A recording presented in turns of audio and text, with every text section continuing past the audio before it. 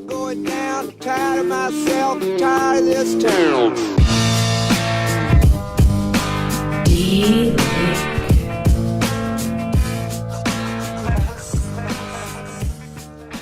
Eminent Waste of Time, episode 47. I'm Doug. And I'm Chad. And as promised, there's two of them this week. We're back. You missed us? It's been like a few seconds, hopefully, for you guys. Promised, threatened, whatever that comes out being. Yeah, this is what it is. So hopefully, you guys, if you've done this the right way and in the order you should, you just heard episode 46, which released on the same day as episode 47, which seems very strange. But episode 46 had the pre-race interviews for Heartland Challenge from some of the guys who run locally here in Indiana and Illinois. And now what we're going to bring you is some of our experience from Heartland and some of the post-race interviews. What we've decided is that quantity is better than quality. Yeah. So you get lots today, and hopefully that makes up for everything else. Yeah, for all the other episodes, the 45 previous ones. So the best way to describe Heartland Challenge, I think right before we started recording this show, actually, a friend of ours, Keith Gardner, that owns Precision Powder Coat. Can you powder coat stuff? Just spray it in instant horsepower? That's my special sticker. Doug has been labeled special. Yeah, we went out to lunch, and it's kind of a running gag where my daughter takes her order is always special because she doesn't like anything on her hamburger, and so she puts the sticker on me. It's accurate. Like short bus. Go on. Anyways, Keith gave us a shout, and he really wanted to know what we thought of the Heartland Challenge, because he's not a racer. He's raced and done a few things in the past, but really he's a powder coater, and he supports race series, and he's interested in the sport. But if he goes to something like Heartland, he's not racing. Yeah.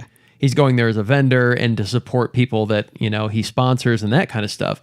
So he was questioning, man, do I make the 8-hour trek out to Iowa? Is it worth it? Well, we made that 8-hour trek out there, and it was absolutely 125% worth it. Oh, yeah.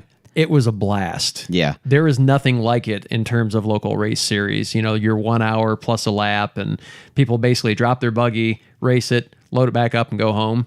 This is a whole different ballgame. Well, I'll expound on that a little bit more. I've been to other race events, MotoGP runs, NASCAR events, IndyCar events, everything like that. Everything from local dirt track to the big stuff. This is by far the most exciting one I've been to. For the simple fact that, so you go to NASCAR, you go to any of those, they're well done. Don't get me wrong. Oh, yeah. I mean, they put on a great event, but you're separated from everything. You can't get near the drivers. You don't get in the pits without a pit pass. I mean, you're separated. And I've been to a NASCAR race where I had pit passes and I had luxury box suites and I had all that. But the pit pass gets you down to look at the car when the drivers aren't around before the race, and that's it. Yeah. And unless you're a multi-millionaire and have direct access to the people, it's cool. But there's definitely a degree of separation. Yeah. So pretty much all the other events are like that. This event, you are in the pits. Even if you're not a racer, you're just a spectator person.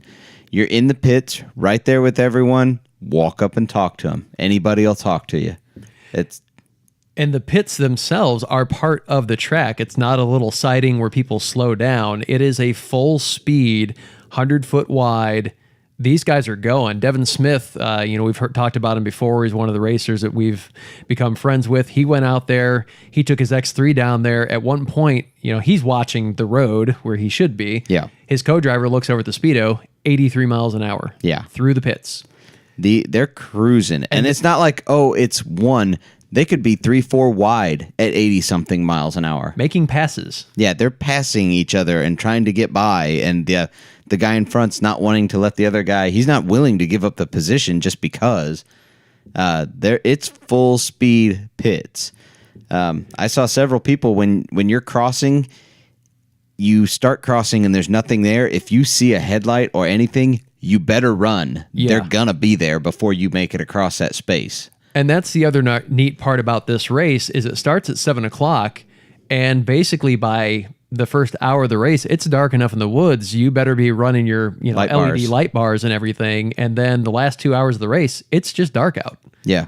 So it's a totally different atmosphere. And in a 1 hour, normal race, if you break, you just wait till the end of the race and somebody drags you out and you go home. Here, it's a 4 hour race. If you break and can get your rig back to the pits or run back to the pits and get parts and go fix it in the field, you do it. If it takes you an hour and a half to fix it, you fix it because there's time left to run. Yeah. So it's a different mentality. So let's start about, when we pull in. What was your take on when we pulled into the facility there? When we first pulled in, my first thought was, man, it'd be cool to have this piece of property just to be on a regular basis because it's huge. We talked in the last podcast about how much property you need to race. Now think about having several hundred UTVs and, this type of setup. You need a large chunk of land. But I would guess this was somewhere around the 400 to 500 total acres that it was run on. I'd say that. Yeah. But really what impressed me was kind of the overall organization of the event. They gave you latitude to find your space on pit row and set up where you wanted to, but I liked the fact that they were very clear about the rules, going in, and they reinforced them as soon as you got there that once the race starts, there's no pit riding whatsoever. If you cross the track and, you decide to pit ride and you cross the track, it's an instant DQ for your entire team. Yeah. Like they understood the stakes of a race like this. And there was just as soon as we pulled on the property, there was kind of a feel of just professionalism about it and I'm not knocking the local race series. It's a different type of series. It's a different type of feel, and that's fine. Yep. But this was designed to be a pro level, like a national style event. Well, to give you guys an idea of this, we pull in and Cheney is set up there. Kyle Cheney is set up, and he's got, a couple guys with him, his normal kind of crew that runs with him. Who else was there already? Truitt was there already. Yeah, he was there already. He was set up. There was several big names who run short course, who run other stuff, who are paid factory racers. They're there, they're set up.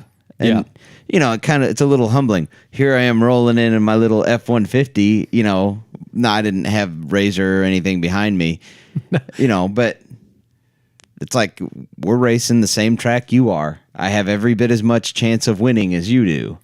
And this is GBC's event for those of you who don't know it. So they partnered with a local Iowa series that probably normally is honestly smaller than IXCR or MWXC is the vibe I get. But GBC is partnered with them for this one and involved from the very get-go. So it has the feel more like a GNCC type of race. There's just a level of professionalism and honestly rule keeping that I really super appreciate because the stakes are so much higher for a race like this. Yeah. So, my first initial impression was the same thing. The property was awesome. The setup, the pit row, or the pit, it's not a pit row, the pit lane that you drive through the racetrack part, unless you see it, you don't understand how awesome it is. And if you haven't seen it already, by the time these podcasts come out, that we will have produced a short couple-minute video about the Heartland Challenge, and we tried to get all the drivers that we're associated with in there somewhere, and we tried to show some of the speed of how things happened. It doesn't do it justice. You have to be there. You just can't comprehend how cool it is to be there and hear a machine just, 2 or 3 machines side by side, wound out, racing down this 100-foot wide pit road. People, on both sides. It's pulse pounding. It definitely. Yeah. We'll get to our actual race experience here in a couple seconds, but needless to say, neither one of us made it the full race. I was worried I was going to be bored after we broke down. No. I almost next year, I don't even know if I want to co-drive. Yeah. I'd be happy being in the pits and getting video and doing everything else. So you walked the track some, I walked the track some, and we got to drive on the track some. What's your impression of the track itself? It's actually less technical and less challenging than your normal regional series track. Yeah. Now, that's intentional. But part of it is the land out there, they just don't typically have the ravines and the abrupt The giant hills that we have here in central and southern Indiana. But part of it is, too, they recognize you have to make this last for 4 hours. And by this, I don't mean the machines. I mean the track. Yeah. The track has to be there. And even as there were some challenging parts, don't get me wrong, but even as simplistic as the track was overall, those ruts got deep, and it wasn't wet out there. It wasn't like mud ruts. It was dry, dust ruts, and they were deep enough by the end of the race. Several drivers told us you could just let go of the steering wheel and pin it, and it was just like being a slot car. Yeah, it just ran on rails through the ruts. And if you had to make it pass, it was sketchy because you had to climb. You had to jump the ruts. But really, I liked the layout of the track. Even in the woods, there was a couple pinch points where you had to be a little more cautious, but there was never I'm going to idle through because it's only a 1/4 inch wider than I am. You could make pretty much everything at a reasonable clip, and there were several, miles of the track that were just wide open run, plenty of places to make passes. Yeah. Same thoughts. I did like that they put some jumps in there and stuff like that. They have a pretty cool motocross section. Yeah. And they do have a challenge part of Heartland Challenge where they literally just took a couple dump truck loads of concrete chunks and dropped them right there. And if you want to go over it, it'll save you time. Kevin Spangler actually just messaged me while we were recording this, and he said he took the bypass, the first one, and he compared the video from his first lap to his second lap. 1 minute, 16 seconds added for the bypass. Yeah. Yeah, the more I looked at it, especially after the bypass the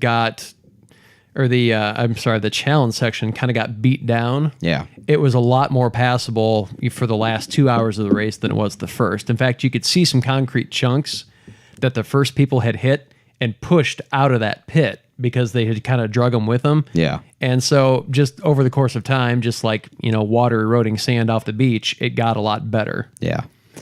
So, yeah, the course was neat. The whole event, if you guys have absolutely any interest in any kind of motorsports racing, you need to go. It's totally worth it. And I don't care if you're telling, well, I've seen the Baja 1000 live, or I've been out to the Mint 400 for 5 years. This is worth it. Yeah, don't care. Go anyway. So. One of the interesting things of the weekend that I really liked, I guess it wasn't the weekend at that point, was there was a guy out there racing a double X. Yeah. And you got to see the suspension on that thing at a race pace, because I have never seen one in a race, really, not like this. Yeah. And there was a mogul section where they were all kind of spaced pretty close together. Man, he just got up on the throttle, and that thing just danced across the top of it like a trophy truck. You could see the suspension working, but he wasn't bouncing around in there. He just kind of skittered over the top of it and went right about his way. Yep. So we've said before, the suspension on that thing is lights out, and it finished the race, got all 4 hours in. You could tell it was down on power compared to the X3s and stuff, but I give them props. It's a well-built machine with a really good suspension. Yeah. Yeah, it just doesn't have the power that the others do. So quick update from us before we turn you over to the post-race interviews. My experience with Mike Plank, I'll make this short and sweet. We got 2/3 of a lap in. We grenaded the belt. There wasn't a piece of the belt that was longer than 2 inches. It just completely shrapneled. We had to, if you're familiar with the 800s, you have to take the seat brace off to get the primary cover off. We were lacking the right size wrench. We thought it was 9/16, it was 5/8. So I ran probably 1.5 miles, and I do mean ran, in my race suit, ran back to the pits, grabbed the wrenches, ran the 1.5 miles back, got the thing out, got the spare belt put on, limped it around the rest of the way back to the pits, and on the last part, it started slipping. Turns out that the belt had, when it blew up, taken out the crank seal, and we were leaking oil all over the clutches. So we cleaned it up as best we could. It also took out his power commander. It grabbed the harness and ripped his power commander to shreds. So we put it back to stock. We unplugged all the, T, where it T's in there. Yeah. Unplugged all the injectors and everything, put everything back in the stock ECU, cleaned the clutches up. We went back out again. We made it 1 mile. It was slipping so bad that we just took the way the course was laid out, after about a mile, you came back to the pits on the backside. We just basically limped back into the pits and shut her down, and that was it. So we have one credited lap, and that was the end of our race. It just was an unfortunate circumstance, but there was nothing we could do to repair it and get back out. And it took you like an hour and a half for that lap. Oh, yeah, it was forever long. Yeah, because you repaired and you were running back and forth and everything else. I ran as much as the buggy did. Yeah. So Steve Mueller and I, we got a decent jump. I think we went into the woods 8th or 9th out of... Yeah, it might have been 10th or 12th. I mean, it's hard to count how many were in front of us. We weren't real far. You were right smack, because from where we were sitting in row 5, I could see you. You were literally in the exact middle of the pack. Okay.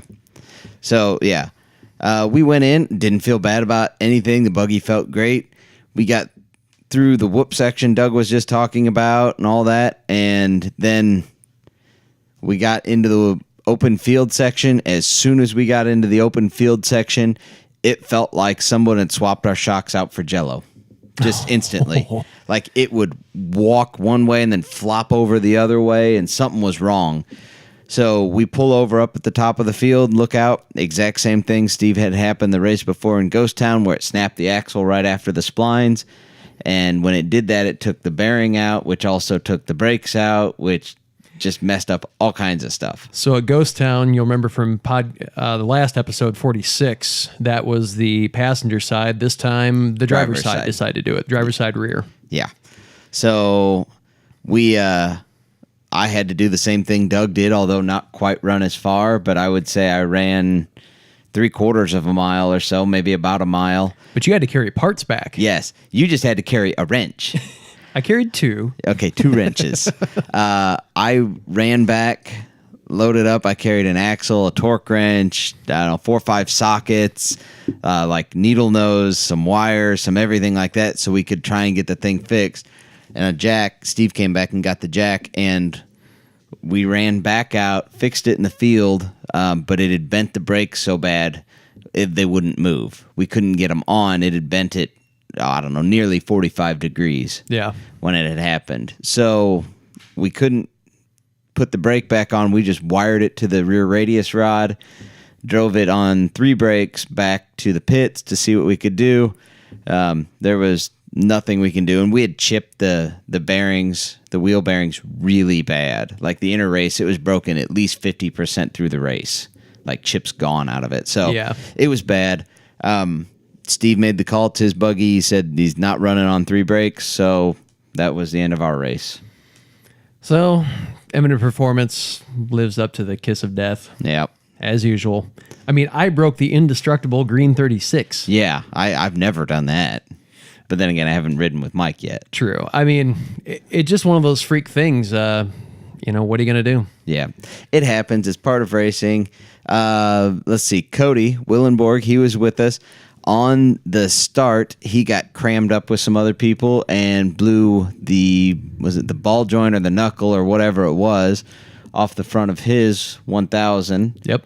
And so he got either drugged back or he limped it back, whatever. He was able to limp it back. Okay. He limped it back, and by the time I was getting back from my first jog, they were putting it together, and so he got back out there, and then he broke an axle later on, and so he had to come back in, so I helped him change that there in the pits, and we tightened up his steering because the steering quickener box had come loose, so we got that all sorted out.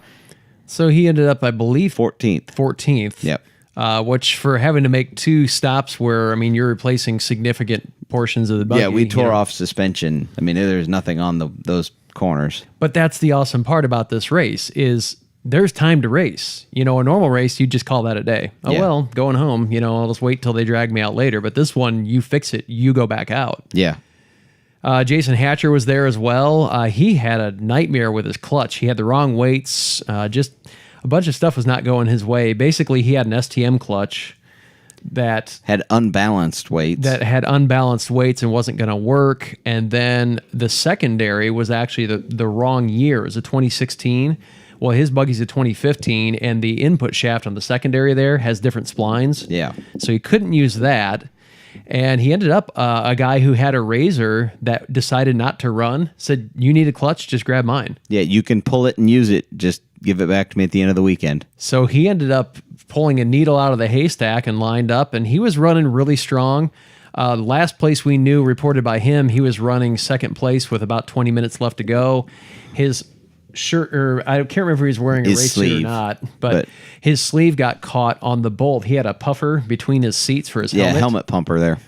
And his sleeve got caught, and when he was trying to free himself, he jerked the wheel, clipped a tree, broke the upper and lower control arms and ripped the wheel off, and he was done with 20 minutes left. Ended up placing 10th. Yep. And then Kevin Spangler was out there, and he ended up finishing, was it 12th? I think so. He finished, he broke with 10 minutes to go. And his was the oddest part I think you could break. It was actually the bolt for the tie rod end. It wasn't the tie rod end itself. Yeah. He broke the bolt somehow, probably had a hairline fracture, and just 4 hours of abuse, that was enough for it. So he ended up not quite getting the finish he wanted either. He was so stinking close he could taste it, and that's disheartening. But you know what? That's an accomplishment, making it that far. Yeah. He ran 3 3/4 normal races. Yeah. And then Jason Bannon ran 2 hours, pulled in, shut the machine down because he had a electrical issue. He was pulling more than he had a capacity to generate, basically, with his light bar, his CVT blower, and all that stuff, electric power steering. He was discharging. Well, at some point, the starter was already kind of questionable on that buggy. It went completely down. Basically, all the coils became one solid mass of copper, like a dead short, and we could not get it restarted no matter. We tried it on 24 volts. We tried jumping it. Nothing we would do would get it restarted. Yeah. So that ended his run after about 2 hours. And then Devin Smith, the man, the myth, the legend, brings home third place in the open class, which is the front row. That's Kyle Chaney. That's the big guys out there. And Devin drove the entire race, never got out of the buggy. He literally came in for fuel at the just over the 2 hour mark. We topped it completely off. He went back out. He never stopped again. So that was his only stop. He posted that's not true. He had to stop with 2 laps to go to get a splash. That's right. I'd forgotten about that. They splashed on just a little bit because his fuel light came on, and they said the laps were about 9 miles. It didn't seem 9 miles. I don't think it was. It felt like 6 to 6.5. Because if you look at the lap times, there's no way they were running that fast. Yeah. But anyway, he said with the speeds that they were running and everything else, when his fuel light came on, he didn't trust it to go another.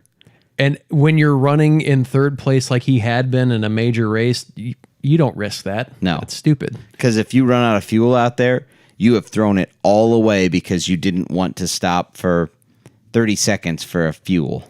But he never got out of the buggy. His girlfriend, who was co-driving, never got out of the buggy. She stayed in the whole time with him. She actually wet herself because she did not want him to stop because they were running so well. She's like, just go. Yep. Now that's a trooper. Yeah. And it's a rough track once it gets beat in there. Kyle Chaney made this statement on his Facebook post as kind of like his race summary. He said it's a neck-breaking track. Yeah. Because it gets so rutted, it just slams you and jerks the buggy around. And it is, I've been in ruts like that. I can't imagine running for hours in ruts like that. I didn't get to, and part of me is very glad I didn't get to. So, Devin, we're super proud of you, man. That is a huge accomplishment. And if you ever had any doubts about, where you belong in the race world, I think that should have answered a lot of them. The top. Yeah. So, but Jason Dehart finished as well. Yep, he did. He was running a quick pace at the beginning, and then he kind of changed it to a trail ride. But he finished. He did.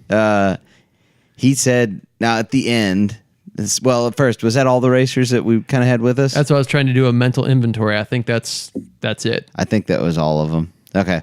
So at the end of the race, basically the guys that were left that finished were Dehart and Devin. Yep. And Devin pulled in first, and he pulls in, and we all knew. We were watching live scoring. We knew we ran up to the finish line. We were going to meet him there, congratulate him and everything else. He pulls up there and he sat in the buggy for a good 5 minutes, just staring like a zombie. And then he finally looked up and said, I want to get out. I just can't. Yeah. He had frozen basically in there, not for out of fear or anything else like that, because he had been sitting there, muscles tensed and everything for 4 hours, just all exerting everything he had for 4 hours, and he didn't know if he could get out and his legs would support him. That tells you something about the ferocity of the race and just the, how hard it is to do what he did. Yeah. And to maintain that third place spot. Yeah. It's a real thing. So, well, we better jump out of here and get to those post-race interviews so you can hear these racers talk about it for themselves. But before we do that, we do want to thank our sponsors, of course, Watch Communications for hosting the website and our podcast. And the 10% offer for your web hosting still stands. Just put in Waste of Time at checkout, all one word, no spaces. And that'll get you 10% off your first month. Also want to throw a big shout out to TGM Off-Road, UTV-doors.com, UTV Engineering, Harrison Power Sports, Spangs Fab, CW Motorsports, and I think that's it. Sounds good. If we forgot you, we're sorry. We're all excited about We'll get you next time. Also, you can find us on the web at our website, eminentperformance.com. You can find us on Instagram at Eminent Racing, on Facebook /Eminent Racing, and you can find the podcast on YouTube, on our YouTube channel, which is whatever that is, which is just Eminent Performance. And then you can find the podcast version on iTunes, Google Play, iHeartRadio, and Stitcher. Yep. So without further ado, here is the post-race interviews, and we'll see you guys back for episode 48. Thanks, guys. All right. The Heartland Challenge is over, and we are here with Kevin Spangler from Spangs Fab, who we didn't get a first interview with you, a pre-race interview the other night, but it's done, and you almost finished. You were so close. Almost finished. Yeah. We got about 10 minutes further than what we did last year. So you were about a half hour from finishing this time, correct? No, we were about 20 minutes into. So next year you'll be 10 minutes. Yes. The year after that, you finish. Hopefully. So 2020, look out. Yeah. No, man, tell us about Hopefully it's not that long, but hopefully not. Well, tell us about your race, man. How things go for you. Obviously, we had some trouble there at the end, but give us a rundown, man. First lap, we basically we started fairly slow, and we were going to take it easy the first lap and everything, and we ended up getting behind slower traffic than us, and made a couple of good passes and stuff on guys, and then ended up passing a guy. And apparently there was an arrow that he was blocking that we didn't see. And so we went out in the field, and everybody else behind us followed us. And so even him. So you had a train of people behind you. So we had a train of people going out there in the field, and then all of a sudden all these people on rangers and stuff to come watch the race are coming towards us. We're like, this isn't right. Where are we going? We're all doing circles looking for arrows and stuff. And then finally we were a good ways away from the actual arrow, the turn and stuff. So we all started making it back, and people are still coming at us. And then so we stopped because there's people coming down the trail, and we didn't want to jump out in front of somebody. And then basically we're trying to point people the right direction. They keep flying past us into the field there. So about towards the end of the open class, and about everyone behind us went out in that field, I think, or the majority of them. Hopefully most of them got it turned around quicker. Sounds like you guys just hung out in the field for a little bit. Setting a trend pretty much. So. Yeah, there you go. Not the right trend, but yeah. After that, it seems like you found the track, got back out there, and had to work your way back through some slower traffic. And yeah, pretty much we were back with, there's 800, 900s, everybody with us now, and then just kind of slowly making our way through. And then I want to say lap 3, there's a guy who decided to roll the jumps and slam on the brakes as he came up to him, so that we had to slam on the brakes, and we were jumping all of them and stuff, doing pretty good on the landing and everything. And so we had to slam on the brakes and nose dove off I think it'd be the third actual jump, but the first bigger jump out of them. Yeah. And it was dug out, and we basically nose dived, made about a half a lap, and then we started having overheating issues. And then we stopped, let it cool down a little bit, checked out, then we're like, maybe we got sprayed by mud or whatever. And so we're like, well, we'll come in here and have them spray off the front of the machine and stuff. And then they did that. And then I was like, well, pull the hood off. Let's see how much radiator fluid's in the overflow. And there was nothing. It was bone dry. I think they put at least 4 bottles of water in there. And they're like, you got radiator fluid? I was like, oh, just throw water to do it. It's not going to freeze today. Yeah. So they're dumping water in there. Then we had a couple bottles with us. So we got about half lap in and started overheating again.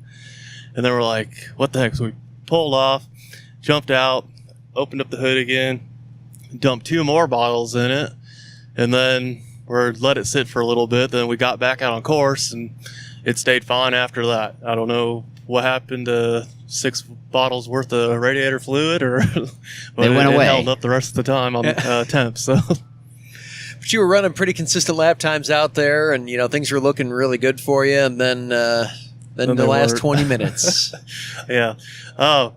We were doing fine and everything. Like, steering felt fine. The ruts were getting fairly deep and stuff the last hour-ish or so that we were running. And there was a RS1 broken down on the lower hill. And we've been hitting the passenger side, or each time we hit something, it's the passenger side. I was like, how's that passenger side? Drivers seem to do that we're a lot. actually running. We've ran the like last to do 3 races with the bent upper A-arm that's slightly bent, and it's still slightly bent. And I just haven't done anything with it. And so I was like, if anything breaks, it's going to be the passenger side. And then assuming that bolt had like a hairline fracture in it, and it just kind of slowly went. Then finally, it wasn't a hard hit at all. And then it just hit the groove right. And I went to turn left, and we kept going right. And then I looked out, and their tires facing 90 degrees almost, and we just kind of slid it off into the side. They were like, this is where it's going to stay. That's it. So then, after being there for a couple minutes, the guy showed up on a 4-wheeler. Like, how much time do we got left? He's like, oh, you got a half hour by the time the sweeper comes through, and you got about 15 minutes maybe after the 4-hour time for them to come back. And so I was like, I called everybody. You didn't answer your phone. Yeah. Steve didn't answer his phone. Then finally his wife answered the FaceTime message. She's like, what is this? And then it's like, I need a bolt. And then I think Steve got on or something. And then I ran down here. Probably walked about the time I got to the tent, but I ran as what I could. Yeah. I got a bolt, got it in there. But the last piece of the misalignment spacer on the bottom was too gummed up to let the bolt go through. Oh. And so okay. we would at least finished our last lap. Like, we would just limped it in and nothing special.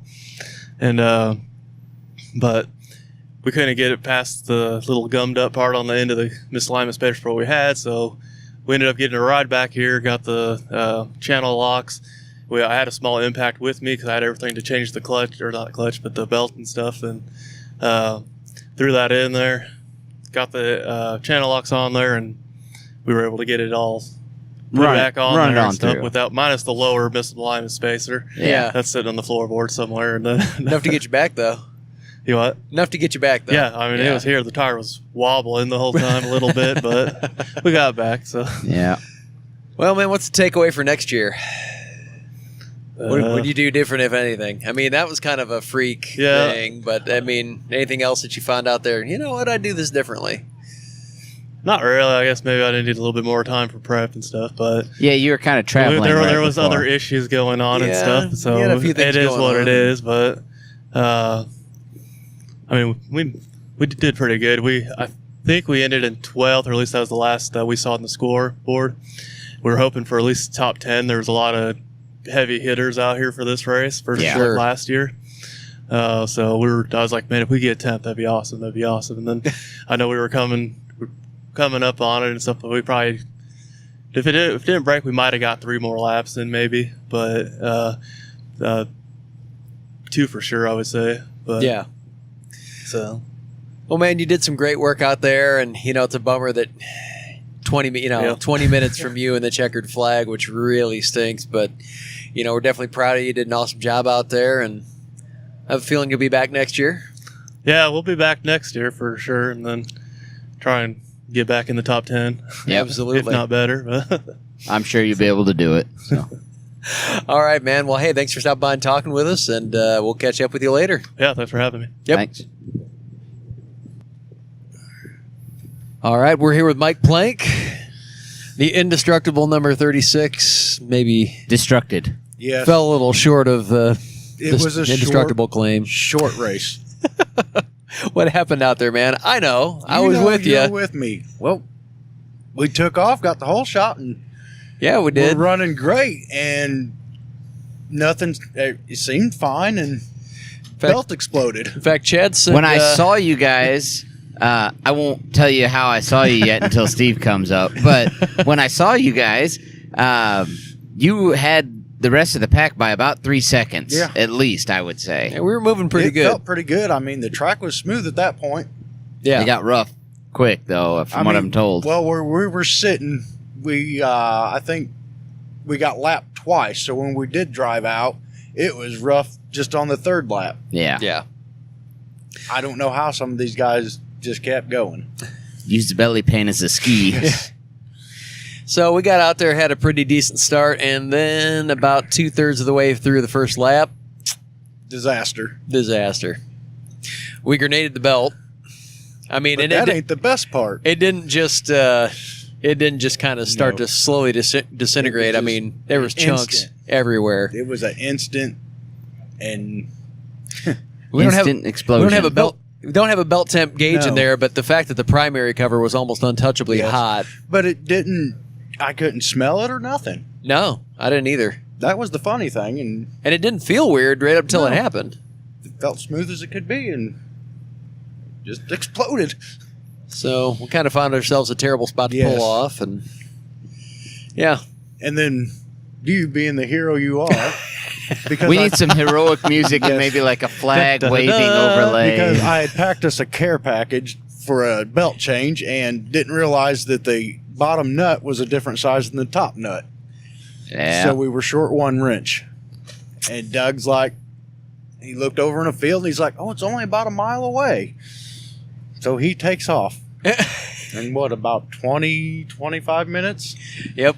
He come back huffing and puffing saying, it was more than a mile. I think I told Mike. I said I haven't run like that since high school PE. Yes. It was a trip out and back, But he come and saved us, but we had broken up. The belt had wrapped around the back of the primary and blew an oil seal, so oil was getting out on the clutch and just kept slipping, so there's nothing more we could really do. Yeah. We tried another lap and made it not very far. yeah. Back to the pit. So we made our lap, pitted, tried to fix it, clean it up the best we could, tried to go out for another lap, and we made it to the way the track is laid out. When you go through about a fifth of the track, I'd say, Yeah. you end up back at the pits on the backside, and so we came back around, and man, there's just nothing doing. We Barely made it back around. Yeah. Wouldn't pull itself up a hill. It was slipping so bad. so ran a little shorter than we intended, but But it was fun watching everybody. it Yeah. was. It's a good time being here. Yes. Just even if you don't get to race, it's a good time coming out. I being thought a it pit would be, crew. just sitting around like, oh, this ain't fun watching everybody. But it was actually, I had a good time. It's a blast. It really is. And we've got a lot of video, and if you haven't seen it already, go check it out on Eminent Performance, our YouTube channel. But the pit row is basically a little over a quarter mile straight shot, and these guys come hauling through here. Devin said he hit 80. Yeah. So it's just absolute mayhem through the pits. It's awesome, though. I mean, it Yes. just... You're right there racing. You're pitting. You're trying to help your crew out, and these guys are flying by, Yes, and they're making passes. And If you've never been here or done it before, it's at least come watch it. Yeah. Yeah. I mean, it was exciting. it's definitely worth the trip out here. That's for sure.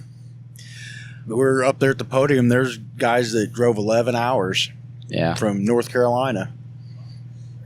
And I thought our drive was long. Yeah. We're a little over 7. And Yeah.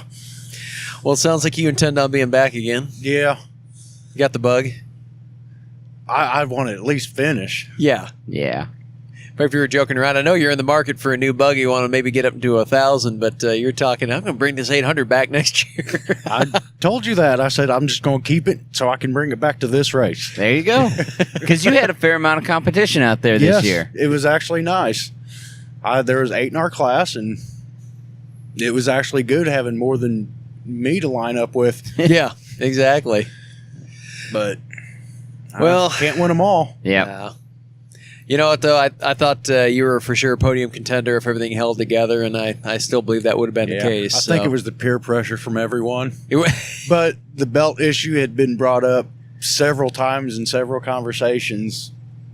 What's it like? How many races do you have on it? I say, it'll be all right.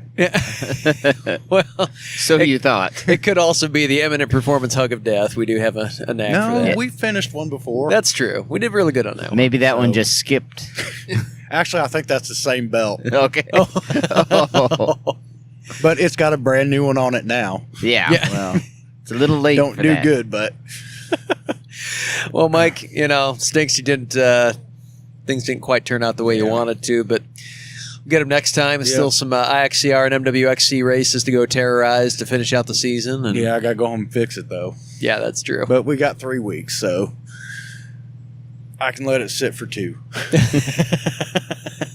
All right, Mike. Well, thanks for stopping All right. by, Well, and thanks for riding with me. hey, absolutely my pleasure, man. Anytime.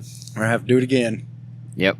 But we'll You just need do to it. get Chad in there. Yeah, we do. Yeah, I'll get in there with Get you. you in there for a no lift 800 race, buddy. That's fine. I'll This ride. would have been almost the perfect one. I mean, we didn't really have to lift a whole lot. Yeah. It was pretty open. But see, if I would have rode with you, Doug would have given me grief that I break everything. Yeah. Now, we did have an incident over on the motocross part where I nosedived into the backside of another hill. Yeah, we And I looked at Doug and said, we ain't doing that again. He's like, Because you it was okay? I'm dark like, by I think that so. time, and I didn't really see what we were going to land on. Yeah. So, yeah, I didn't enjoy that. Racing's racing's, Yes. man. Is what it is. They're all giving me a hard time about bending up my front number plate. And I said, no. Yep, it's bent. That's how it is. Well, So- man, doesn't matter. You did a heck of a job out there. You gave her heck, and we were looking really good for a while, and we'll get them next time. Yep. Well, I appreciate it. Anytime you need a driver or co-rider, man, I'm there. Doesn't matter. Yep. Or me. I haven't been in yet. I really had plans on Doug to make some laps. So I was hoping for, but we were able to do some good for some of our other About teammates. the only and- was he made was running to the pits and back. Yeah. I was gonna say I got a chance, just wasn't quite the one I was thinking. Oh, no. Live recordings, my Yes. friends. All right, All right, well, man. thanks, guys. Hey, thanks for Thanks. stopping by. Always good to see you, buddy. Chad? Mike? We're back here with Steve Mueller and his infamous co-driver Chad Shoemaker. That's me. And the Heartland Challenge was challenging. I think it was just Chad. Now. See, This I happened at to least you last allowed weekend, my- and it wasn't my fault. I wasn't even there. I at know, least yeah. allowed my driver to get 2/3 of a lap. You, on the other hand, We didn't even go a quarter. Yeah, quarter of a mile, maybe half I mile. I had the trip, but I didn't look. when we passed you pretty much right out of the gate, and I saw Yeah. you sitting there, I was like, "What in the world?" My We- heart sank for you guys. We were What pretty happened? much so. We got a pretty good start. It wasn't bad. I mean, I only 12 volt started as compared to the 24 I usually try to, and we did pretty good coming out of there. We weren't first, but we weren't dead last either, and we got in line with everybody. Bottlenecked, and then we got over by the challenge section, and I hit the whoops We hit the whoops. pretty good. Yeah. I was just trying to kind of keep up with the traffic, and it wasn't nothing bad. But we came out of the whoops, and there was a right-hand turn into a field, Yep. and all of a sudden, the whole car was just going cattywampus. I couldn't tell if we had flat tires, Yeah. if one of the tie rods had let go, Yeah. what it was. But all of a sudden, we just like feel it whip over Yeah. and feel like it was mounted on Jello or something. Yeah, and the exact same thing that happened last weekend at MWXC. The threaded portion of the axle snapped off, smooth with the splines, Yep. allowing the whole wheel and tire assembly come off. Took the brake caliper with it. wheel bearing, carrier, the hub. So it's a freak brake again. I've got almost 2 years of racing on these axles though, so it's but it just, I mean, the fact that it's happened twice in 2 races, it just... The only thing I can potentially think of is I started putting Loctite, blue Loctite, just because I don't run cotter pins in mine. I run just a standard, I forget the name of the pin, just a standard roll pin, like a hitch pin. Yeah, I run that instead of cotter pins because I'm in and out of that constantly. I'd probably go through $100 worth of cotter pins a year, but so I started putting a dab of just a dab of blue Loctite on with the axle nut, and I'm wondering if somehow, some way, it's not allowing a flex or something, because that during those nuts actually rotate while you're running and they flex and stuff. So I don't know if that has something to do with it. But I already sent an email off to my axle company. They've been fantastic and taking care of me. Hell, they overnighted me a brand new CV joint from last weekend. I had it literally Tuesday. So I mean, I sent an email off to them, and I said, hey, just at this point, I'm going to send you the axles, go 100% through them, end to end. I don't care. Let's take a look at it. I'm not going to Loctite anymore, and I'll just go back to what I was doing 100%. So let's figure out what's going on here, and But I've been doing it for a while. That's what's crazy. Yeah, and it just seems like it's 2 all of a races sudden. in a row, weekend after weekend, and I don't understand. So now, was it the same side or the other? It's the opposite side. Okay. Yeah. The last weekend was the right rear. This weekend it was the left rear. Yep. So when we broke, Steve and I both made the trek back and got parts, fixed it out there on the side, because we were in a spot they couldn't get to us with the skid steer, and we were going to have to wait until the end. And and I forgot one of the rules is your pit crew cannot leave the pit. Yeah, they can work on the machine in your pit, but if you break out on the track, it's only the driver and co-driver that can actually work on it. So I initially said, I'm going to stay with the car. Chad, just go up there and grab everybody in the pit and the tools, and then Chad probably wasn't even, a few hundred feet away, and I'm like, I forgot about they just announced that in the rules, and I was like, so I grabbed my key out of the ignition. I was like, it is what it is, and I ran back, and we still forgot tools that we needed, but we made it work. So we got it back to the pit, and we were good. We had everything we needed to probably keep going, but the brake caliper was bent so bad. We didn't have any way to straighten it. If we had a vise, we probably could have got it. The other option was to possibly cap off that brake caliper and just go, but with the speed of this track, there's no way and especially in a turbo car with the power I'm pushing, there's no way I would have ran without full brakes. It's already bad enough. And stock that would form have been without, sketchy. So, but I didn't, at the time, I didn't know what was going on with you guys, and I was like, well, I guess Chad could get some good video of the races and stuff, so we're done, Yeah. So we were kind of shorthanded in the pits anyway, so it was kind of a, in my eyes, a good thing it is what it is, so. Yeah, we'd, on my little trek with Plank where I had to run back here and get wrenches and then run back there, he was telling me that, Devin was looking pretty good, and he was telling me who would come by, and I'm like, well, did Steve and Chad come by? Because my first thought was because it was on the side I couldn't see. Yep. And so everything looked intact. Yep. And I thought maybe you guys just had grenaded a belt or something, and I was hoping that maybe during my trek back and forth that you'd gotten back on the track and he'd seen you, and he said no. And then we finally get up here, and I see Chad walk. I see you walking up, and you've got your race suit off. I'm like, oh, that's not good. Yeah. I'd stripped the top half off, and at that point, we were done. I mean, we fought with that brake caliper for a good half an hour, just trying to do something with it. We were already an hour in by the time we got back to the pits. So. Yeah. Oh well, I paid my tuition tonight. So there's not much to take away from that either. I mean, it's nothing you guys did out there. It's just a breakage, and I mean, racing's racing, but that stinks. Yeah, no part of it. That's all I can do. The good thing is this was race number 5. and race 6, the Illinois race, is now canceled. So I think the next race is September 15th. So I have a little vacation, I'm going to call it now. There you go. And it's much needed because I need to go through a lot of things and try to get this thing back where it needs to be. It's just getting to that point in the season where it's just everything you possibly can to try to keep it together. And I need the downtime now. So your takeaways for next year are, what would you do different, or would you do anything different? I probably wouldn't do anything different. I in all honesty, what blows my mind is I put almost 30 miles of testing on that this week before we even showed to this race. Yeah. No problem. I was hitting jumps. I've got a 10-acre flat grass field that I just, as much as I possibly can, circle track fast, and then I hit jumps, to try to shake things down,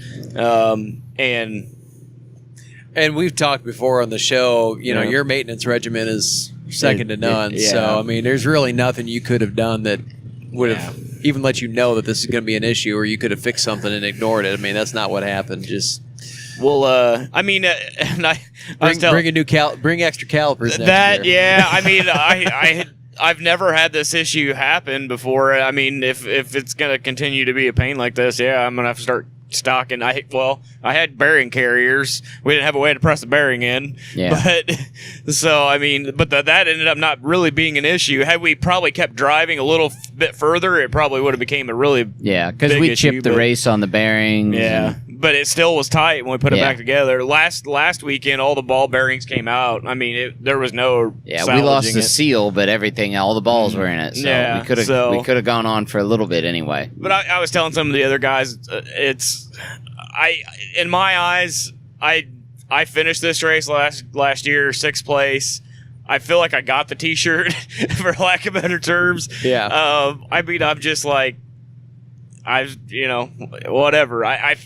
And I think a lot of the guys you'll be talking to tonight, they are just beat to death right now. Yeah. I mean, some of those ruts are probably every bit of 1.5 feet to almost 2 foot deep, all the way around the track. It's literally like being on a train track right now. Oh, you could probably let go of the steering wheel and just hit the gas because it's so deep. Yeah, it's just beats you down so bad, and I feel bad. But I did it last year, and the pain that you wake up with the next morning. So, like I said, it sucks it happened, but I kind of feel good because, now I'm not going to be in all kinds of pain and suffering tomorrow morning. So, and like I said, I got through it last year. So, I mean, just about everybody that was kind of with us, for the most part, broke tonight. And what's really bad is most people were 20, 30 minutes from the finish. Yeah. So, and that's really disheartening. It is. It absolutely is. So it's hard. You get out there and you think you're going to finish. You're getting that close, and then to have something fail, it's rough. So it is. I'm probably most glad that a lot of the other guys got to experience it, and so quite a few guys finished. And I think that's really cool to me, and it's good to be able to talk to those guys now they have a better understanding. Now that I call them, now they're the veterans, so I'm not just like the one or two people that have done it now. So it's really cool, and it's been a long night. Yes, indeed. Yeah. Well, Steve. Yep. Enjoy your racecation. Yeah, I need it. Get her back together, and we'll follow you the rest of the season and see how XCR, MWXC, and all the rest of them end up for you. MWXC is the next race. Or no, Illinois is. So, yeah. There you go, buddy. All right, man. We'll see you next year. Thanks, guys. Thanks. Take her easy.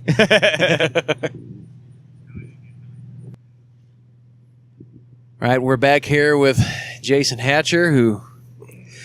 Man, you got really, really, really stinking close to the finish line. I mean, you were right there. And 2 laps away. 2 laps away. And you were running, what, second place at the time? Yeah, I was in second at the time. So tell us about your race leading up. We'll get to the carnage here in a few minutes. But tell us about, you had a heck of a day from the get-go. I mean, you're trying to get your clutch together and just kind of walk us through the lead up and then the start of the race. And yeah, it was... it was definitely a struggle trying to get the clutch going. We had a clutch, didn't have the right weights. Tried to find some weights for it, tried to come up with some ideas to make it work, and was just running out of possibilities on making something happen. And I was ready to push it in the trailer, and this guy walks up and he's like, "Hey, you could pull my clutch off my razor. I'm not racing it." It's like, really? Awesome. Man. So I can't remember his name for the life of me right now, but I'll definitely give him due credit for that tomorrow for sure. Absolutely. But yeah, we got that on there, and off the line, we got an all right start. I think we were in 5th, 6th maybe. And then a couple corners into it, for some reason, we went into some type of limp mode, and I had to shut it down and fire it back up to get the power back. I don't know what went on there, but we just kind of played it safe. I knew it wasn't a drag race. I knew I had to make it hopefully to the end, but to just kind of cruise and race my race, let people by me. Try to plan out my fuel and pit strategy, which had I finished, it would have panned out great because we were still sitting with a half a tank at the end of the race. Oh, yeah. So, would have been perfect. Man, we just got unlucky, like always. But You were running strong out there, and, you know, Chad and I were both well into the pits at that point, but every time you went by, we actually noticed you going by because you also lost your exhaust system there. we blew like a fist-sized hole in the header pipe somehow. I'm not quite sure how that happened, but you could definitely hear us coming. There we wasn't knew no you were mistaking coming. it. That was for sure. But, man, every time we heard that razor bellowing, man, we were all just pumped for you. And, you know, you've had a heck of a string of bad luck this season, and to see you out there running strong and making smart passes and climbing up through the ranks, we were all pulling hard for you. And Yeah. We finished 3 normal races tonight. yeah. Exactly. And then disaster. I said about the last hour of the race, I knew I wanted to gain more position because I kept coming around and kept saying 6th place. It's like, man, I can't be right. I'm pushing harder, and so I started pushing real hard. And next time, a few laps around, we come by and it said 2nd place. I was happy with that. I was like, all right, I just got to keep it together. Yeah. And well, mission failed. We didn't keep it together. So what happened out there, man? My shirt sleeve actually got caught up on a bolt on my pumper, and I was trying to rip it off of there, and just clipped a tree with the front left tire, and it ripped that wheel right off and sent us over on the side, and that was all she wrote. And with 20 minutes left, there's nothing you're doing you're not putting that back together. I tried ripping the wheel off of there and limping it out of there to at least cross the finish line, but it wasn't happening. So, Man, smallest things, you know? Yeah. Just something goofy like that, and we had a good run, though. It felt good. you look good out there. And like I said, we were all pulling for you, and, you know, you just run a good race. It was good to see you out there having some fun and enjoying racing as opposed to just being frustrated with the machine. So, Yeah, it was the machine was working quite well, actually, for a change, and unfortunately, I didn't. It happens. I mean, that's part of racing. You get out there and, you know, you run 3 good hours that you're making moves, you're making the passes you need to, running your race, and then that one little thing happens, and that can take it all away. That's the way racing goes. Oh, yeah. so I'm assuming you've got plans to come back here next year. Most likely. Nothing in the books yet, but we'll see if we get the car fixed by then. I'd hope so. It's got some heavy damage, so. Any takeaways from what happened this year? Anything you'd change or do differently? Maybe some smoother bolt heads or something? The only thing I could think of that I'd want to improve for next year is maybe some upgraded suspension. That track goes away pretty quick, and it beats on you quite hard. Yeah. The suspension I had this year was quite a bit of an upgrade from what I had last year. But I noticed some guys getting through some stuff a lot smoother than I was, so that's my guess on what they had that I didn't. So Yeah. Well, again, man, breaks our heart about the bad luck out there, but everybody here in the pit's super proud of you and the way you ran, and you gave it heck out there. yeah, the only thing I could be disappointed with tonight was the wreck. So everything else went quite well. Yeah. In my book, you got nothing to be ashamed of, man. You did great out there. Right on. All right, Jason, Yep. Appreciate it. thanks for stopping by, man. Yep, Good thanks to for talk having to me. you. Thanks. Take care. We're back here with the man, the myth, the legend, Cody Willenborg from CW Motorsports, and you finished. I did. You got to taste the sweet, sweet checkered flag. It was awesome. It was absolute. I mean, it was brutal. I can barely talk. My throat hurts. My back hurts. My left knee is real bad. I'm not sure why, but we finished and had to fight to do it. I can say that. It wasn't smooth sailing. It wasn't just like you stopped and put gas in and kept going or nothing like that. No, the car did phenomenal. It really did. The breakage it had was we got hit in the first corner. Start at the beginning of the race. I had this great idea that I was going to go for the start. I got a bad jump. I'm a go-getter. I don't lift, and we went hard in the first corner and got tangled up with a couple guys. And I knew as soon as we hit it, something was broke, and basically ripped the upper left A-arm off of it. Luckily enough, we was able to drive it back to the pits with minimal damage to anything else. Put an upper control arm on it in the pits. I think we ended up being a lap down. Went back out there, and I was pushing hard to get through the pack because I knew that's all I had to do is push to get up front or just put it on cruise control, and that's not me. Yeah. So, and I made a mistake on the motocross track. When I jumped, I got back on the throttle too soon. I knew as soon as I hit the throttle, I knew I was too soon on the gas, landed hard on the rear end, broke a rear axle, and let me tell you, that car drove wacko. I didn't know what it was. I heard something pop. I knew something was broke, wasn't sure if it was an axle, if it was a tire, what it was. I was kind of ruling out the axle because of how bad it was handling and driving.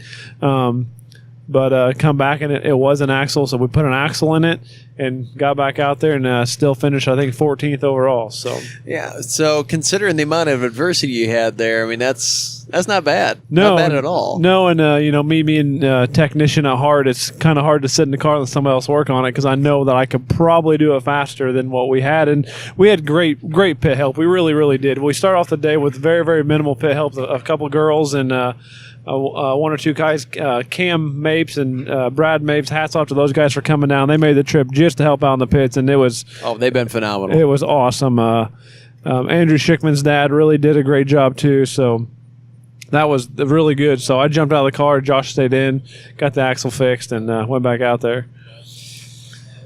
Well, what was it like towards the end of the race there? I mean, everyone's talking about how the track went away, but you actually got to run the last couple laps there. And yeah, it was.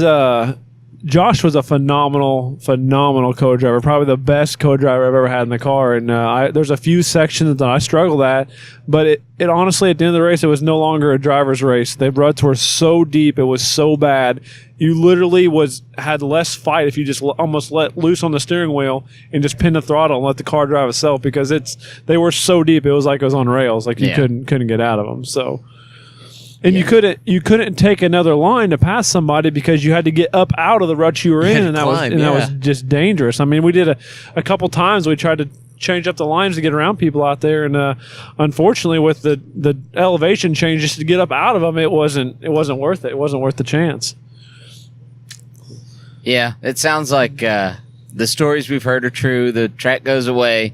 I mean, we've seen it. We all race the 1 hour races, but you throw 3 more on the tail end of that, and it just becomes impassable at that point. It was absolutely brutal. I tried some new seats. I absolutely love them. Great seats. The car did phenomenal, and hats off to the guys at the shop. Hats off to all the customers. I couldn't be here without the customers and the guys at the shop. We would not have this car ready to go and the means to make it happen. So the low pro cages are doing great, and all the used razor parts. And luckily, I was able to bring along full set of control arms, axle shafts, and da-da-da. And I kind of told everybody in the riders meeting that's kind of was with us and kind of big group here. And I said, it's fair game, guys. These parts on the ground are here for us to use. So, and I end up using half of them. But now, anything you'd change for next year when you come back? Oh, that's a tough one. I have no complaints on how it went. I think I would be a little bit more reserved on the start. I really think had we not got tangled up on the start like we did, the axle wouldn't have broke because I wouldn't have been pushing as hard as I was to try to make it through the pack. I think we would have been top 3, top 5 finish real easy. Yeah. It's a risk. I mean, and it's a calculated risk you make when you think, okay, I'm going to try and get out front. we got a little bit of rain last night. Just as we were ending the interview, we actually got the rain, and that kept a majority of the dust down. There was still some dusty sections, but it was not anything near as bad as it would have been. Not as bad as it could have been, yeah. Yeah, you're exactly right. And I think I ended up one lap down from the leader, and for changing an A-arm and an axle shaft, I'll take it. I'll take that all day long. I'll take it. I had so much fun. I told a few people I shouldn't have drove. Normally I do not drive the car. Normally my wife does, but I told a few people I said I shouldn't have drove because I am hooked again. I want to go. I want to go again right now.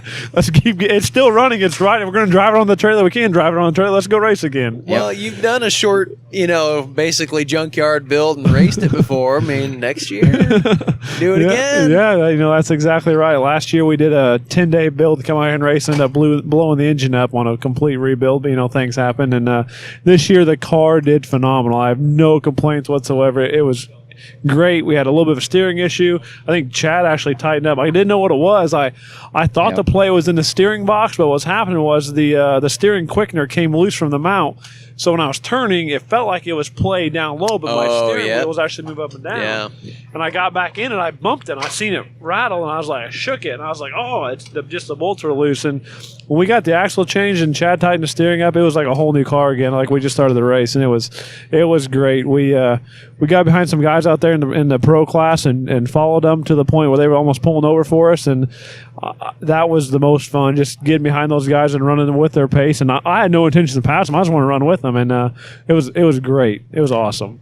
So what's it like coming down pit road here, just wide open, screaming fast as the buggy will go? So I tried to drive very reserved as far as keeping belt temp down and things like that. So I shouldn't say never because I did a couple times, but up on the uphills, I wasn't giving it full throttle. Out of the corners, I was being easy on it, I could have drove the car much harder than what I did, but I wanted to finish, and I knew I had to keep it together. There's a few times coming down pit road, I got hung up in the woods and just could never get around somebody, and that's when I let it stick it to on pit road. But it is wild. That is a high-speed section. You kind of start off on the one side, and it's probably 50, 60 foot wide, and you can drift the whole thing sideways around the corner, and it's crazy because you're looking over, and there's campers and tents, and if we roll, we're gonna roll, wipe out a whole bunch of stuff with us. And, that is cool. I had a absolute blast. Like I said, I'm beat, I'm tired, but I'm ready to rock and roll. It was a lot of fun. Yeah. Well, Cody, we're going to let you out of here and let you recover a little bit, maybe go in and get some sleep. But man, thanks for stopping by and talking to us. And it was awesome. Thanks for all your help in the pit. Unfortunately, you had to play pit man and Chad, both of you did. But hey, it happens. I did it last year, so I know what it's like. But thank you guys very much. You guys have a great podcast, and looking forward to next time. Yeah. All right, man. Always good to see you. Thanks a lot. So we're back with Jason Bannon post race.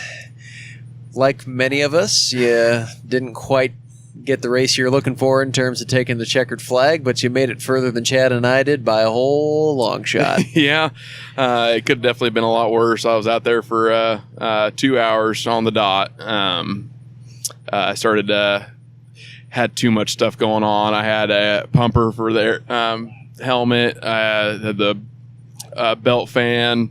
I have an engine fan override, and then all the light bars. I was just losing voltage. And I was fighting. So you're just pulling a lot more than you were making. Huh? And so I was trying to prioritize. The engine was running plenty cool, and actually once the sun got down, it actually started to get too cool. So I killed my override because I'd had some problems earlier this season with my fan only running for so long and quitting, and I'd overheated at a race. So that's why I put the override on. But then my coolant temp gauge stopped working. And so I'm like, well, now I don't know what it is. Yeah, so I'm like, I'm turning the engine fan on and just leaving it on without that gauge. And I was actually planning on coming back the lap where it died on me. We were going to pit that lap, and I was going to get out. We were going to try to diagnose that temp gauge on that lap. But yeah, I pulled off to let some guys around. I pulled offside. It was just sucking the voltage down. Machine died. Tried to fire back up. Dead in the water. But we brought a spare battery. We had a battery tender up here. So, and they have that rule that you can get towed back to the pits, and they just take that lap away. Sure. And then you can just take right back off, which I thought was an excellent rule, especially for this race. I think that was very, very well thought out by the crew here. But yeah, we got back up here and put the new battery in. Still couldn't quite get it. We used a Planks buggy to try jump starting it. Had a battery tender on it. We couldn't get the thing to go. Finally, we're trying to jump the starter solenoid, hitting the starter, everything we could do. And finally we checked. We had plenty of power down to the starter. So my starter is just toast. It's had way too many 24-volt starts on it. Instead of a coil, coils in there, you just got a solid lump now. Yeah, probably. Which I was kind of worried was going to be an issue, but my starter sprag had went bad, and we replaced the starter sprag coming into here. And after we replaced the sprag, it started so much better. And I'm like, well, I think I can get by on the starter because Can-Am starters are expensive. It's just got to start once. Yeah, that's all you got to worry about. Just at the beginning of the race. That's it. But so I didn't get a new starter. Wish I would have now. But hindsight's 20/20, I guess. Yeah. Always something out there. Well, up to that point, how was the old 3-wheel drive holding up for you? How was that working? Really well. I was so pleased with how the car handled and drove and the power. I had a real bad starting line position. I was all the way off to the edge, and I haven't heard an official number, but was there like 40 cars in our class or something? There's a lot. At least that. I mean, when we're sitting back in row 5 in the 800s, we're watching you go, and I looked over at Plank and was like, dang, that was a big row. Yeah, it was massive. So I pretty much told myself before, unless I launched out to a great start and thought I actually had a chance to pull the whole shot, I was just going to check up and let the demolition derby happen in front of me. Yeah. And so, there was just too many guys inside of me. I just went wide and just kind of hung back. I'm like, I've got 4 hours to make up positions.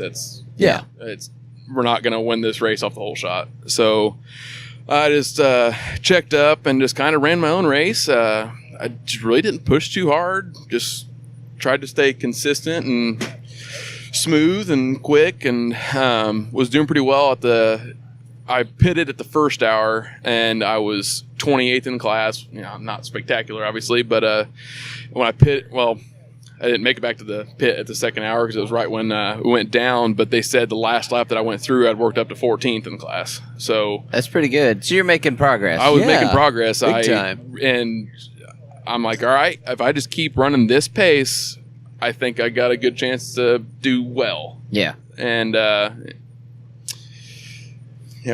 it happens. It happens, Stuff and things. Yep. And to make it 2 hours, I mean, usually we're racing an hour, and a lot of times we'll struggle to make an hour race. So to come out here and run 2 hours, I was bummed, but I was pleased. I couldn't have asked any more out of my co-pilot. Man, he was on it, which buddy Willie Hawkes, he was on all my gauges. He was on all my switches. He was trying to help prioritize because got that volt gauge that we're keeping an eye on it. He was, before I even had to ask or think, he was killing things he thought needed to be killed, kicking them back on when they needed to be on. Come out of the woods. You didn't need the lights, killing those. Exactly. Because then I even had my top light bar and my bottom lights on separate switches. Yeah. So in the top light bar, we had yellow tint on to help with the dust. And so he was, I didn't have to think about it. He was just working it as it needed to be worked for the field sections, the woods, just whatever needed to happen. Makes your job easier as a driver when the co-driver's just on the ball. Much easier. Yeah. He was a lifesaver today.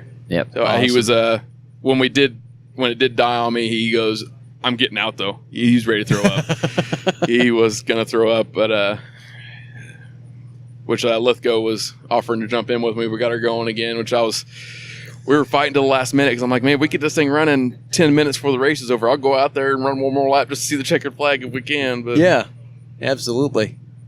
Yeah. So any big takeaways or anything you're going to do different for coming back? I would love to come back. This was an experience. I mean, we had to be running like 70 mile an hour through here, I feel like. Yeah. And flat out flying, yeah. With the light bars on, and I've always wanted to run a short course race, and there was these field sections out here. I felt like we were at a short course race, and I was having a ball. And it was so much fun just drifting these corners, these high speeds with the light bars on, all these trailers of blasting. It was an amazing experience. Yeah, totally different than the experience we normally get out there. Yes, in Indiana. extremely different. I mean, I had a huge smile on my face the whole time. Well, that's what it's all about, though. Yes. I mean, we're here to have finishing's fun. nice, but Yep. what you just said right there kind of sums up why we're dumb enough to do all Yeah. do what we Yeah, I do. guess. Well, Jason, man, sorry it didn't quite go your way, but I have a feeling we're all going to be back out here next year, and we're going to try her again. And For sure. I definitely won't miss this. absolutely. Yeah. So, all right. Good seeing you, buddy. Yep. Thank you, guys. Thank you. Yep. We'll catch you later. Sounds good. All right. Once again, the race is over. Devin Smith, you had a heck of a 4-hour race out there today, man. I mean, 3rd place in your class on the open front row there, and 7th place overall. And I'm not going to try and tell the story here, man. Just give us a rundown how to go out there for you. And all I know is every time you came by, you were just flat out getting it. It was fast for sure, and some of them runs down through here, the car vibrated violently the first couple laps. After, I guess, the spine set in, it wasn't so bad, but I didn't know if I could keep doing it. If it was bad vibrating. So, but we got a good start. Was nervous because when we were going to the starting line, when I went to start the car, it came across the screen, communication fault, and I was driving. And it had a line to where the gear is supposed to be, and it was just a line. It didn't say high or low or nothing. And something was making a noise in the drivetrain, and I go, here we go. I'm not even going to get to race. So we got that kind of squared away, and it still had a little bit of a grinding vibration sometimes. And other than that, we got a good start, and I did what I wanted to do and just stuck with it. You got out front pretty well, it looked like, from what I think saw. I might have been like 6th. I went in the woods behind Walker Fowler, I think it was, and followed him for a little bit. Yeah. And them guys are running like we were running an hour race. And I was like, there's no way I can do this for 4 hours. Yeah. So, I backed off a little bit, but they're fast. I'm not taking anything away you can't from back them. off too much. And it's No. hard to be out there in a row like that when you've got a machine like yours. I mean, that X3 is built. It is Yep. quick. It is a great machine. And it's hard to be in a machine like that. And I'm just going to kind of tool around. I mean, it's begging for it. Oh, yeah. But you rode, how many laps did you guys make? 2/3. Well, actually, we did complete a lap after we did a trackside repair. Yeah. Well, even after the second lap, you know how rough it was. Oh yeah, because we were at least 2 laps down, and so I think Cheney probably went through 6 times during the period when we were broke. Yeah. But yeah, when we got out of there, man, it was deep, especially in that 800. Yeah. So yeah, and that was only, an hour and a half, hour and 45 in or something like that. So I can't imagine what the last 2 hours and change were like. Brutal. I know we greeted you at the line, and we were talking to you, and you're just kind of sitting there in the buggy, and you looked up and you said, I want to get out. I just don't think I can. No, I couldn't move for a minute. I felt like I was doing a workout in the gym just on my lats for a week straight. Hey, I gotta say thank you, by the way, for pulling the tape off my lights for me. Oh, no problem. Yeah, we randomly pull up to Doug in the woods. I did. And just well, it was funny because Spang actually came up about 45 seconds or a minute before you, because I'm pushing people over, because Plank's working on the buggy, and I don't want him getting killed out there because somebody doesn't see him. because then he can't finish the Is race that because where he he wouldn't was have a hiding driver. at? Yeah. Well, I thought he walked off in the woods somewhere. No, he was down there. He had the driver's door open, and so you couldn't see him. And if somebody came by and hit that door, I mean, he was getting messed up. So I'm pushing people over, and Spanks comes rolling up. And I'm like trying to push it, and then I realize who it is, so I call him down. I let him come up. He's like, "Check my radiator," and I'm like, "What?" He goes, "Check my radiator," and I look down. I'm like, "It's fine. It's not plugged. Everything's good." And he's like, "Okay," and he takes off. Well, that was during the time he was overheating because he didn't have any water in it. Somehow he lost almost all of his water. Right. And then not more than 30, 45 seconds later, you come screaming up, and I'm pushing people over. You come up, and I'm like, wait, it's Devin. Get the tape off the lights. Yeah. So, He's standing there going, what? Yeah. Huh? Yeah. Once I figured out what was going on, it was fine. But yeah, I was pit crew in the woods. Yeah. We wasn't, you guys 2.5 laps in at that point, right? So what would I have been about 3? Yeah. And I couldn't hardly see in the woods. It got dark that quick. It got dark really quick dark out real there, quick out surprisingly there. so. Mhm. So what was the fastest speed you saw out there today?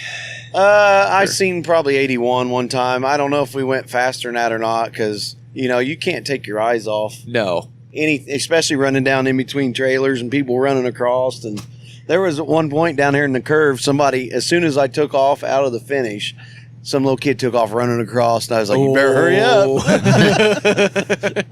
Move it. Yep. No, that is screaming, though. I mean, every time you went through here, I knew it was you because you had those two circular pods down low, and then you had that amber bar above them, and I could spot your buggy even though it was dark. That's why I did that. So the pit guys, and I got to give a shout out to Ryan Kunkel, yes, and Matt Lithgow, and my boy Cam. When the other guys broke, they helped out too. Jason Bannon and Michael, and I don't know who else was over there, but. Yeah, I really appreciate it. Them guys did an awesome job. We got just a heck of a group that came here to, everybody's supporting everybody, and I just think we had a heck of a group overall. So you got lapped by Cheney, but everybody got lapped by Cheney. Little Cheney got lapped by Cheney. Yeah. He's just, I don't know how he holds a machine together running like that for 4 hours, but I was really concerned during the last hour. I was like, just let that belt hold together. Just, every little piece of that machine just stay together one more hour for you, because I knew you were pushing hard to, keep your third place that you had there and keep yourself on the podium. And I got into it there the last lap or two with the Stewart boys racing. Our cars got SBR. The other SBR. The other SBR. And the one, I think, was in the 1,000 class. And he almost didn't want to let me by for a while. And I had to kind of give him a little tap on the wheel, and he finally let me by. And then I caught the other car, which was in my class. And I thought, maybe this is the second place guy. I had no idea that the DR Power Sports, Chad, I can't remember his last name, but I didn't have any idea he was in second. But these guys kept telling me that, hey, you're only like 2 minutes behind him, so just keep pushing and you can catch him. But yeah, at that point, I was about out of gas. So. Yeah. Well, and you mentally, you're getting drained, and you just want to keep the machine together. You just don't want to make that one critical mistake in that last hour that takes you out. Right. It was kind of funny there during the race. My co-pilot, I don't know if I should mention her name, but she asked me if I peed my pants yet. She said, if I do it, you have to do it. But I said, nope, I'm not doing it. Nope, I'm good. But that's dedication on her part because, she didn't beg you to pull over or anything like that. She did a real good job. Yeah. Yeah. So anything different you do next year, or takeaways for next year's race, or for this race? For this race, yeah. Not really. I mean, I might get a little bit more prepared for it rather than what we done, which I thought we were prepared pretty good. But yeah. The car stayed together, so we didn't have to throw any parts on it or tires or anything like that. I don't know. Maybe some shock work because the track was so rough. But yeah, there's almost nothing you can do. Maybe lift weights. Yeah. There you go. Huh? Yeah, you could. Get buffed up a little bit there. Yeah. 12-ounce curls. Yeah, you could do those. Those will help every little bit. Every little bit. Keeps you loose out there in the track. Maybe don't get as stiff. Yeah. Yep. No, man, everybody here in the camp was real proud of you. We were all pulling for you. And appreciate that. Matt Rowell had flown home from upstate New York where he had to work this week, and he got out and he was following this race and the Vegas to Reno, but he was really curious how you were doing. And, he was following the race results and was definitely, happy to see you up there. And we were all pulling. He was wanting to be here. He texted me a lot today. It was killing him. Yes. He was texting me a ton, too. So it was killing him that he couldn't be here. But yeah. I think he's going to make an appearance next year. And it might have been a different story if he was here, He probably would have nudged me off for sure. Yeah, you never know, though. He might have caused somebody up in front of him, like DR, to make a mistake, and you could have both been on the podium. Yep. It's tough to say how that could have worked out. But you did a heck of a job out there, man, and we're all proud of you, and got to feel good to come away with a podium finish. It is real good. I didn't even expect it coming into this race. So look at you. I appreciate it, guys. Elite tier racer, buddy. All due to my expert tape removal in the woods. That's right. That was what sealed the deal. Devin. Thank you, sir. Nice work out there, man. Thank you. Thanks. Tired of going down, tired of myself, tired of this town. Deep